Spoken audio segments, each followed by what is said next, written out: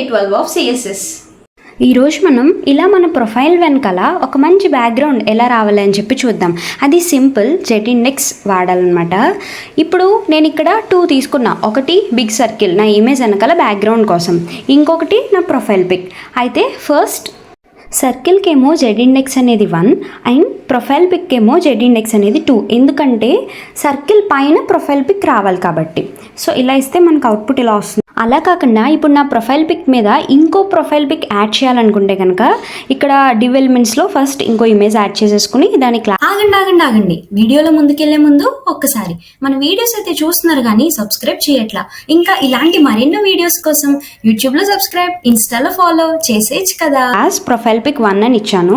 ఇప్పుడు దీని Z-index అయితే 3 అని ఇచ్చాను అనమాట. ఎందుకంటే నా ముందు ప్రొఫైల్ పిక్ కన్నా దాని పైన ఇది రావాలి కాబట్టి ఇలా అయితే వస్తాయి. 3 ఇలా ఓవర్లాప్ అయ్యాయి.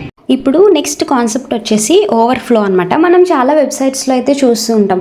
కొన్ని కంటెంట్ అనేది పక్కన స్క్రోల్ చేసేలా కనిపిస్తుంది, కొన్ని అలా కనిపించవు, హిడెన్ అయిపోతాయి. అదేంటనేది ఇప్పుడు చూద్దాం. ఫస్ట్ 3 డెవలప్మెంట్స్ తీసుకున్నా. ఒక దాని క్లాస్ హిడెన్, ఇంకొకటి స్క్రోల్ అండ్ ఇంకొకటి ఆటో. ఓవర్ఫ్లో హిడెన్ అని ఇస్తే అది కంటెంట్ ఎలా ఉంటుందంటే based on box sizing content hidden అయిపోతుంది. ఇక్కడ రెడ్ కలర్ బాక్స్లో ఫుల్ కంటెంట్ అంతా కనిపించట్లే.